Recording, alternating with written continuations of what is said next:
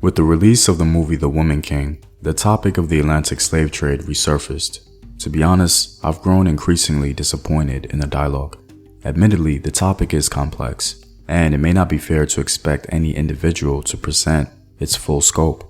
At the same time, social and political ideologies and agendas have tainted the dialogue. Even though I've discussed this topic before, I'm hoping that this video will be the best historical delineation concerning the events of the Atlantic slave trade.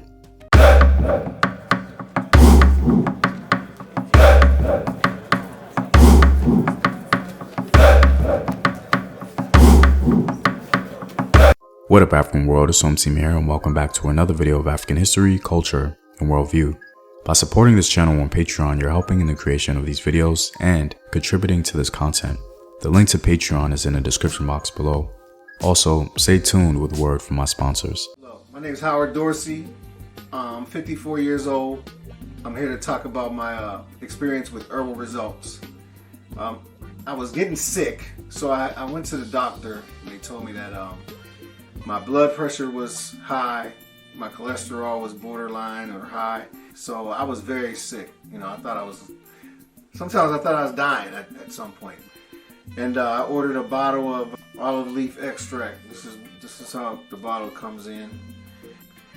And within the first probably week and a half, 2 weeks, I checked my blood pressure and it was back down to normal. It was like 120/80.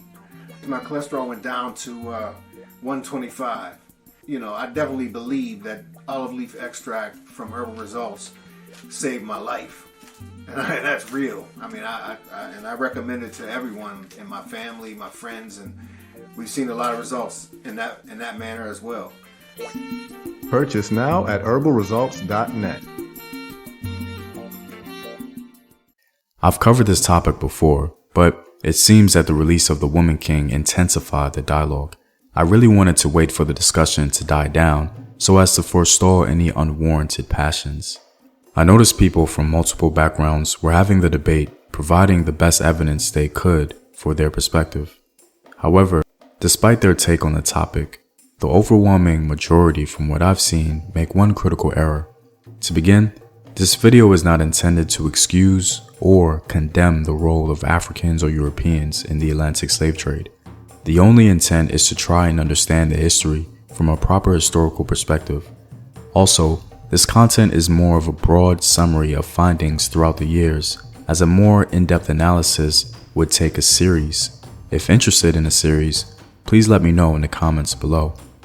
At its root, this video is opinion-based, generated from a perspective developed over years of studying historical African data. The sources that will be presented at the end of this video will back my perspective. However, the core of this content was established by reading in between the lines of history. Thus, it is possible to glean a different interpretation from the one presented here today. So please keep that context in mind. I've seen a number of discussions online regarding the events of the Atlantic slave trade. If you're an individual who knows African history well, you may agree that some of the discussions are adulterated with social or political agendas. In my opinion, the countervailing narrative that often takes place regarding the Atlantic slave trade can be distilled into two simple statements or ideas. The first involves someone concluding with the statement, well, blacks were selling blacks. The other includes someone saying, well, they sold us into slavery. The first statement is usually propagated by people outside of the diaspora, and the latter tends to be a grievance from within the diaspora. The critical error, as I mentioned previously, is the error of an assumed Pan-African model. What does that mean? Well, these two statements are useless ideas. They only serve the modern invention of Pan-African thought. The irony here is that all people, not just black, have adopted in some form a Pan-African model when discussing the history of the Atlantic slave trade. It's utilized because without it, their argument becomes vacuous. They implement what I like to call selective courtesy. Selective courtesy is acknowledging and respecting the differences between European ethnic groups like Greeks, Romans, Anglo-Saxons, and Celts, while ignoring those same differences amongst African ethnic groups like say the Mandinka, Fulani, Yoruba, or Bakongo. The European ethnic groups mentioned historically all had different languages, cultures, and worldviews. They certainly did not view themselves in a pan-European framework. The same is historically true for African ethnic groups. Yet, both parties who advance those narratives are dismissive or ignore these facts altogether, and that is selective courtesy. The real question remains, why have we been so wrong-footed in thinking otherwise when it comes to African ethnic groups? I'll try to elucidate the crux of this video. The reason why the statement "blacks selling blacks" remains erroneous is because the idea or concept of black people and the way we think of today did not exist in ancient, medieval, or post-medieval Africa. Everyone identified with their own language, culture, and religion. Moreover, the grievance by the African diaspora of, well, Africans sold us into slavery, is disingenuous, because many of us descend from African ethnic groups who were both victims and victimizers. Hopefully, the examples given later in the video will help us understand that. It's an extraordinarily stratified topic. One minor example as to why Pan-Africanism or unified blackness was completely useless in, say, 15th century Africa is patently demonstrated by the experiences of Portuguese travelers to West Africa and their African interpreters. Both Cadamosto in 1456 and Pedro de Sintra in 1461 were forced to abandon their explorations in the Guinea Rivers and Sierra Leone because south of the Rio Grande, they encountered speakers of Southern West Atlantic languages, a language group entirely new to them and their interpreters. I really want us to take this in. Their African interpreters likely studied several languages of the local region through great effort, but a relatively short distance away, they had absolutely no idea how to communicate with other Africans just south of them. These are all individuals we would identify as so-called black people. Yet in the 15th century, they couldn't even communicate with one another. The point being, you're not going to identify with someone you can't communicate with, let alone the barriers of culture and religion. This is the principal issue with the blacks selling blacks narrative, because it assumes that these so-called blacks betrayed their own people. Now, on the surface level, in modern discussions, this narrative makes sense given our 21st century paradigm. However, historically and in reality, it has no legitimate function. In general, most Africans from West and Central Africa were enslaved as war captives. The slave trade out of Africa resembled in many respects a prolonged series of small-scale military actions. Most slaves were war captives. Historians have not overlooked the military aspects of acquiring slaves for both the Atlantic and Saharan trades. They fully recognized that war captives provided the bulk of African slaves. These war captives were usually acquired via warring ethnic groups. However, another popular way Africans were enslaved was through something called grand pillaging. This is when raiders would kidnap or invade various communities and peoples. These were the two principal ways Africans were enslaved throughout West and Central Africa.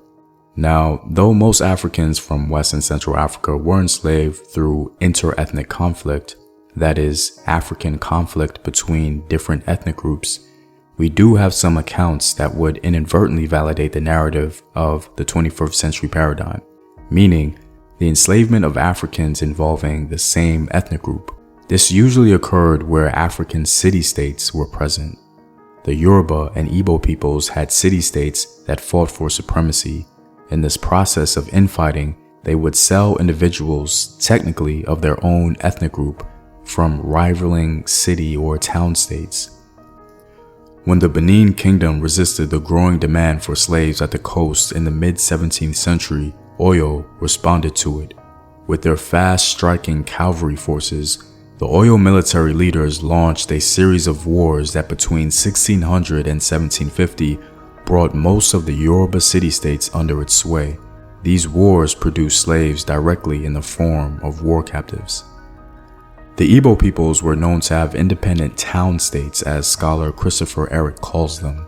One group of Igbos allied with a people known as the Akpa, forming what was known as the Oro Confederacy. Many Igbos were enslaved under the grand pillaging of the Oro Confederacy.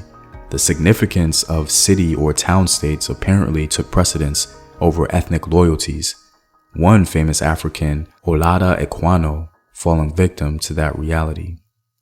Unscrupulous Igbo merchants also were not above kidnapping children while passing through the lands of town states other than their own, as we know from the autobiography of Olada Ekwano, who was enslaved in such a manner in the 18th century.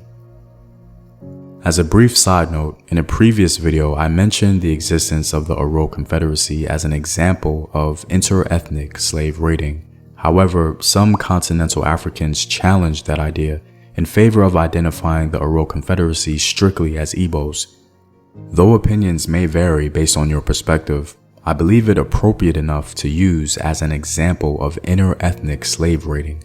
Now, despite these two inter-ethnic models, it's important to understand that they are the exception and not the rule. The overwhelming majority of enslaved Africans from West and Central Africa were brought about via inter-ethnic warfare or raiding. Countless examples persist throughout West and Central Africa. The issue of identity amongst various African peoples cannot be overlooked or viewed as less important than other identity models around the world. One famous example of inter-ethnic slave raiding is the story of Ayuba Diallo, who was on a journey to sell two enslaved peoples while being captured and sold by the Mande-speaking people himself. His biography, though anecdotal, touches on one of the grievances from the diaspora, rendering it vapid. In other words, Afro-descended people outside of the continent descend from multiple African ethnic groups across West and Central Africa, many of whom were both victims and victimizers. Like I've mentioned before, this is an extremely complex topic, one that is often mishandled in popular discourse. Reflexively, one may view this history as an indictment on African people, and some attempt to position it as such. I think it's quite the contrary. This isn't some unusual display of human violence or recklessness. Powerful African states and empires fought each other for dominion just like any other would around the globe. The only unusual thing about it was that there were so many powerful or competitive African peoples in concentrated areas throughout West and Central Africa. If this history is truly understood, then one would expect consideration regarding the ills of African diversity instead of an all-encompassing indictment of continental African peoples. Well, I'm all out, guys. If you like these videos and want to help in its continued production, consider supporting the home team on patreon.com. The link is in the description box below. Know thyself. Remember your ancestors. Peace.